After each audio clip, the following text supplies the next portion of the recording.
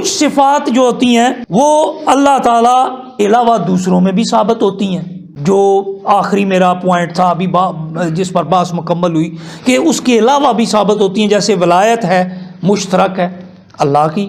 اس کے رسول کی، جبریل کے، صالحین کے۔ تو یاد رکھیے صحیح معرفت خداوندی تب ہوگی جب ہم صحیح طور پر اس کی شان کو سمجھ سکیں گے، اس کی ذات ہے کیا، اس کی شان کیا ہے۔ اور اس کے لیے یاد رکھیے کچھ اس کی شانیں اختصاص ہیں، خاص شانیں ہیں، کہیں پر اس کی شانیں اختصاص ظاہر ہوتی ہے، خصوصی شان ظاہر ہوتی ہے، کہیں پر وہ انعام اشتراک دیتا ہے، یہ انعام ہے، اپنی کسی صفت میں کسی اور کو بھی شامل کر لینا، اسے بھی دے دینا، یہ ہے انعام اشتراک۔ اور کہیں پر فیض انعکاس ہوتا ہے، میں نے 3 اصطلاحیں استعمال کی، کہیں پر شان اختصاص ہے، اس کی خاص اس کی شان ہے، کہیں پر شان اشتراک ہے کہ وہ دوسروں کو بھی کچھ اپنی صفات عطا کر دیتا ہے، اور کہیں پر فیض انعکاس ہے، منعکس ہو کر فیض آتا ہے، اس کا فیض کہیں آئینے سے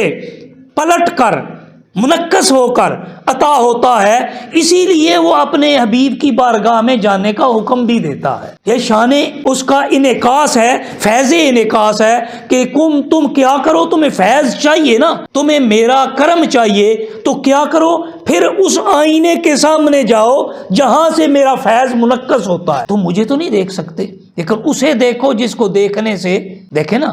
الا ان اولیاء اللہ لا خوف علیہم کے تحت حدیث پاک ہے کہ پوچھا گیا یا رسول اللہ من اولیاء اللہ، تو آپ نے فرمایا اذا رأوا ذکر اللہ، جب انہیں دیکھو تو رب یاد آ جائے۔ تو کیا یہ شان انعکاس ہے، فیض انعکاس ہے کہ انہیں دیکھ کر تمہیں رب یاد آ جائے، تمہیں رب سے ملا دیا جائے۔ تو یہاں پر اگر یہ کہہ دیا جائے کہ وہ رب ہے، یہ نہیں، ہاں ان کے ذریعے رب تک پہنچا جا رہا ہے، تو فیض انعکاس بھی ہوتا ہے۔ کبھی اس کی شان توحید شان الوہیت کے ساتھ ظاہر ہوتی ہے اور عدم اشتراک پایا جاتا ہے، کوئی اس کے ساتھ شریک نہیں ہوتا۔ کبھی اس کی توحید کی شان الوہیت کے ساتھ ظاہر ہوتی ہے اور اشتراک نہیں پایا جاتا، اور کبھی اس کی توحید شان ربوبیت کے ساتھ ظاہر ہوتی ہے، اور وہ مربوب جس پر وہ اپنی صفت رب کا اظہار کرتا ہے، جس پر کرم کرتا ہے، اس میں نیابت اور مظہریت کا جلوہ بھی دکھا دیتا ہے۔ یہی وجہ ہے نا کہ اس نے اپنے بندوں میں سے والدین کو کی طرف بھی رب ہونے کی اپنی صفت کو منسوب فرمایا ہے، قرآن پاک کے اندر موجود ہے۔ تو کیا ہے، یہ اس کی شان ربوبیت کا جلوہ ہے، رب نہیں ہے، وہ رب وہی ہے۔ لیکن کبھی میں نے عرض کیا کبھی توحید شان الوہیت کے ساتھ عدم اشتراک کی عین دار ہوتی ہے کہ اس کے ساتھ کوئی اور شریک ہے ہی نہیں، اور کبھی اس کی شان توحید کی شان ربوبیت کے ساتھ ظاہر ہوتی ہے، اور مربوب کو جس پر وہ اپنا کرم کر رہا ہوتا ہے، رب ہونا کا اظہار کر رہا ہوتا ہے اپنا، وہ اسے اپنا نائب بھی بنا لیتا ہے اور اپنے رب ہونے کی صفت کا اظہار بھی بنا دیتا ہے۔ تو کبھی اس کی عظمت تنہا و یکتا ہوتی ہے، کبھی وہ قل هو اللہ احد ہوتا ہے، اور کبھی وہ خود ہی مائل بعطا ہوتا ہے، کبھی خود ہی عطا کرنے والا ہوتا ہے کہ آؤ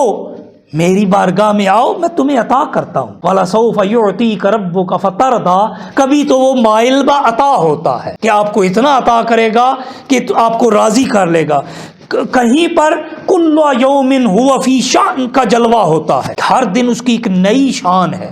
اور کہیں پر وہ کیا فرماتا ہے فی انفسکم افلا تبصرون کے نظارے بھی وہ فراہم کرتا ہے، تم اپنی ذاتوں میں دیکھو میری نشانیاں دکھائی دیں گی، لیکن اس کے لیے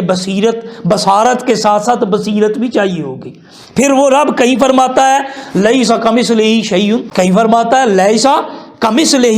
شیء کہ اس جیسا کوئی ہے ہی نہیں، اس کی مثل کوئی ہے ہی نہیں، اور کہیں وہ فرماتا ہے مثل نورہ کمشکات، کہیں کہتا ہے اس کی مثل کوئی نہیں، کہیں فرماتا ہے مثل نورہ کمشکات۔